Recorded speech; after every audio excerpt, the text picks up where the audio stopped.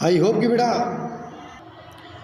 कि बेटा आपने ये रिएक्शन हमारी जो फर्स्ट वीडियो के अंदर थी उसके अंदर आपने स्टडी कर लिया होगा कि आयरन के साथ में हमारा इसको हम बैलेंस है वो यहाँ पर और बैलेंस नहीं है। क्यों बैलेंस नहीं है? क्योंकि यहाँ पर बेटा हमारे देखो रिएक्टेंट के अंदर आयरन हमारे 1 है, यहाँ पर आयरन हमारे 3 है, यहाँ पर देखो ऑक्सीजन हमारी 4 है, यहाँ पर हमारे 1 ऑक्सीजन है। हाइड्रोजन हमारी बैलेंस है कि ओनली एंड ओनली हमारी हाइड्रोजन बैलेंस है, ना तो हमारा आयरन बैलेंस है ना ही हमारा ऑक्सीजन बैलेंस है। उसके बारे में स्टडी करते हैं बेटा। ये देखो सबसे पहले हम बात करेंगे बेटा किसके अंदर, ये कह रहे हैं कि step 1 to balance a chemical reaction first draw box around each formula don't change anything inside the box while balancing the chemical reaction. ये कह रहे बेटा कि सबसे पहले हमें क्या करना पड़ेगा, इनको इनबॉक्स कर लो बेटा। इनबॉक्स कर लो मतलब इसको एक स्क्वायर बॉक्स के अंदर पुट कर लो और हमें कुछ भी बेटा बॉक्स के अंदर चेंज नहीं करना है, जैसा जैसा लिखा हुआ है वैसा ही हमें डिट्टो बेटा लिखना है। उसके बाद देखो सेकेंड स्टेप में क्या बोला बेटा कि नंबर ऑफ एटम जो हमारे प्रेजेंट है ना लेफ्ट हैंड साइड में और राइट हैंड साइड में बेटा उसको राइट करो कि यहाँ पर आयरन बेटा हमारा 1 है, यहाँ पर आयरन हमारा कितना है 3 है, यहाँ पर हाइड्रोजन 2 है, यहाँ पर भी हाइड्रोजन हमारी कितनी है बेटा 2 है, यहाँ पर ऑक्सीजन हमारी 1 है, यहाँ पर ऑक्सीजन हमारी 4 है बेटा।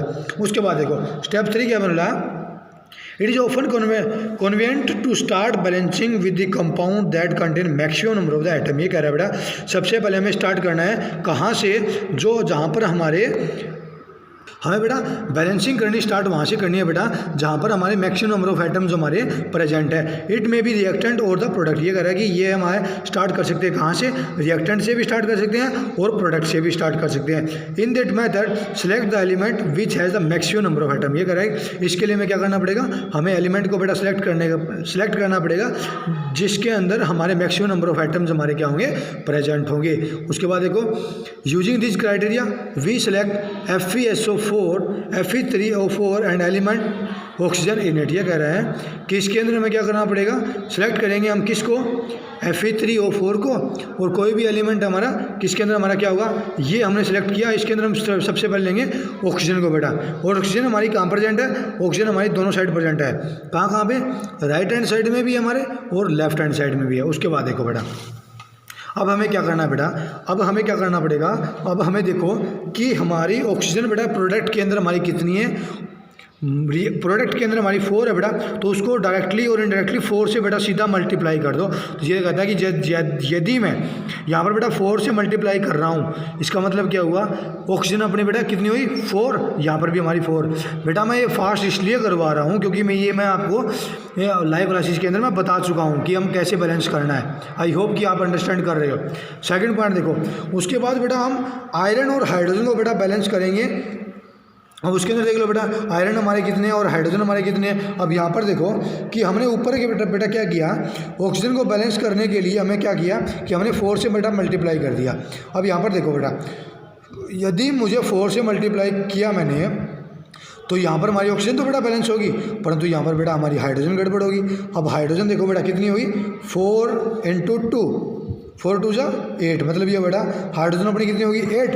तो मुझे क्या करना पड़ेगा, यहाँ पर भी बेटा हाइड्रोजन को हमें 4 से मल्टीप्लाई करना पड़ेगा। क्यों, क्योंकि मुझे बेटा हाइड्रोजन भी यहाँ पर कितने चाहिए 8 चाहिए। इसका मतलब बेटा ये हुआ कि यहाँ पर भी हमारी हाइड्रोजन कितनी होगी 8 होगी बेटा। उसके बाद देखो स्टेप 5 देखो बेटा, स्टेप 5 में क्या बोला, examine the above equation and pick the third element. ये कह रहा है बेटा अब हमारा क्या बचता है, अब यहाँ पर बचता है अपना बेटा आयरन।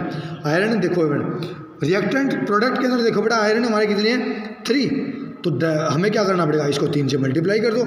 अब जैसे बेटा मल्टीप्लाई करते हैं उसके बाद देखो बेटा ये इक्वेशन हमारी बैलेंस है या नहीं। और लास्ट के अंदर में बेटा क्या करना है, लास्ट के अंदर में ये करना है बेटा कि हमें जो बॉक्सिंग है ना, इन बॉक्सिंग को रिमूव करो और जो हमारे जो 3 4 ये कुछ ऐड किया बेटा उसको हमें यहाँ पर आगे ऐसे के ऐसे पुट कर दो बेटा। यह है हमारी इक्वेशन जो है ना बेटा, यह हमारी बेटा बैलेंस इक्वेशन हो गई है बेटा। उसके बाद देखो बेटा एक 5th पॉइंट दिया इन्होंने। 5th पॉइंट में इन्होंने क्या बोला कि हमें बेटा फिजिकल स्टेट भी इनकी लिखनी होती है। फिजिकल स्टेट का बेटा मतलब ये हुआ कि वो हमारा किसकी फॉर्म में प्रेजेंट है, गैस की फॉर्म में है, लिक्विड की फॉर्म में है या फिर सॉलिड की फॉर्म में है। तो ये कह रहा है कि जैसे हमें पता है बेटा हाइड्रोजन हमारी गैस होती है बेटा, तो यहाँ पर देखो कॉपी के अंदर देखो बेटा, कॉपी में देखो यहाँ पर देखो कि मैं लिख रहा हूँ बेटा 4 मेरा आयरन और ना 3 iron, sorry, 4H2O is equal to Fe3O4 is plus में 4H2। ये देखो बेटा, आयरन का हमें पता है बेटा सॉलिड होता है, तो हमें क्या करना पड़ेगा बेटा, इसको हम ऐसे ब्रैकेट के अंदर ऐसे छोटा सा एस लिख देंगे बेटा। इसका मतलब होता है बेटा अपना सॉलिड। क्या मतलब होता है? सॉलिड। यहाँ पर देखो बेटा, वाटर हमें पता है बेटा लिक्विड होता है। क्या होता है वाटर? लिक्विड। क्योंकि अगर बेटा बर्फ़ होती ना, बर्फ़ के अंदर हम रिएक्शन नहीं करवा सकते, इसलिए क्या करना पड़ेगा? लिक्विड यूज़ करना पड़ेगा। तो लिक्विड के लिए हम क्या यूज़ करेंगे बेटा? ऐसे ये छोटे वाला एल। फिर आते हैं बेटा, ये हमें पता, अगर किसी को बेटा ना पता हो ना तो उसको बेटा छोड़ देना, हमें गलत नहीं लिखना है। हाइड्रोजन का पता है बेटा, हाइड्रोजन अपनी क्या होती है? गैस। क्या होती है? गैस। इसको क्या लिखेंगे? इसको बेटा ऐसे लिख देंगे, गैस। आई होप कि बेटा ये क्लियर होगा। उसके बाद देखो, ये देखो बेटा, आयरन बेटा हमारा सॉलिड होता है। वाटर यहाँ पर बेटा वैसे तो हमारी होती है गैस की फॉर्म में, वैसे तो बेटा वाटर हमारा लिक्विड की फॉर्म में है, परंतु यहाँ पर इन्होंने बेटा गैस, ये G4 गैस लिखा हुआ ना, इसका मतलब ये है बेटा, ये जो वाटर है ना उसको वेपर की फॉर्म में लिया गया है बेटा। किसकी फॉर्म में? यहाँ पर बेटा वेपर की फॉर्म में लिया गया है। यह बेटा ज़रूरी नहीं है कि हम जो यूज़ कर रहे हैं वो वाटर लिक्विड ही है तो वो लिक्विड की फॉर्म में, नो। उसका बेटा हम हीट करके उसकी जो वेपर, जो उसकी जो भाप है ना बेटा, उसके साथ भी हम रिएक्शन कई बार हम करवाते हैं। उसके बाद FeSO4 पता हो तो अच्छी बात है बेटा, अगर दे रखा हो तो लिख देना, अगर नहीं दे रखा तो उसके बाद छोड़ देना। जो भी पता हो बेटा उसके बारे में लिख सकते हो आप। हाइड्रोजन के बारे में पता है बेटा, हाइड्रोजन अपनी क्या होती है बेटा? गैस होती है। उसके बाद देखो, ये कह रहा है बेटा कि note that symbol G is used with hydrogen. ये कह रहा है बेटा कि वाटर के साथ में हमने सिंबल G यूज किया। इसका मतलब बेटा ये हुआ कि इन दिस रिएक्शन, मतलब ये बेटा इस रिएक्शन के अंदर वाटर को हमने यूज किया in the form of steam. Steam बोल लो बेटा, वेपर बोल लो, मतलब कोई ज़्यादा डिफरेंस नहीं है। स्टीम और वेपर का मतलब बेटा सेम होता है, मतलब भाप ही होती है बेटा। अब यहाँ पे इन्होंने बोला बेटा कि यदि हमने वाटर के साथ में गैस यूज की है ना, इसका मतलब ये हुआ कि जो हमने यहाँ पर गैस यूज, जो वाटर यूज किया है वो गैस की फॉर्म में या फिर स्टीम की फॉर्म में हमने क्या उसको यूज किया है। उसके बाद देखो बेटा, usually physical state are not include in the chemical equation. ये कह रहा है बेटा नॉर्मली हमें वो यूज नहीं करते unless it is necessary to specify them. ये कह रहा है कि यदि हमें उसे स्पेसिफाई नहीं करना है ना तो उसको हम बेटा यूज है वो नहीं करते। किसको यूज नहीं करते? सॉलिड को, यस जी ये यूज करते हैं, वो यूज हमें नहीं करते।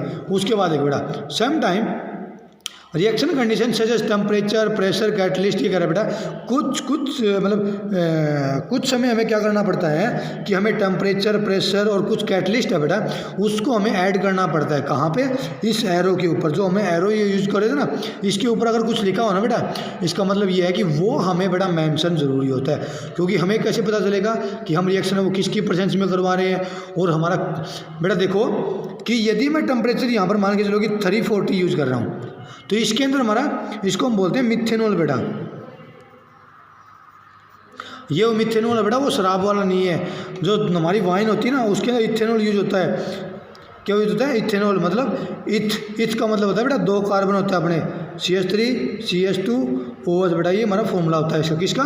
इथेनॉल का बेटा, जो वाइन के अंदर यूज होता है अपना। कहाँ यूज होता है? वाइन के अंदर। यहाँ पर देखो बेटा मिथेनॉल हमारा बेटा हार्मफुल होता है बॉडी के लिए, और ये ब्लाइंडनेस, मतलब ये अंधा कर देता है बेटा बंद जो भी इसको ड्रिंक करता है उसको। उसके बाद देखो बेटा ये कह रहे हैं कि 340 ATM के ऊपर बेटा हमारा है, अगर वो मिथेनॉल बन रहा है ना तो इसका मैं जो प्रेशर बेटा अगर वो चेंज कर दूंगा ना बेटा तो पता नहीं मेरा क्या बनेगा।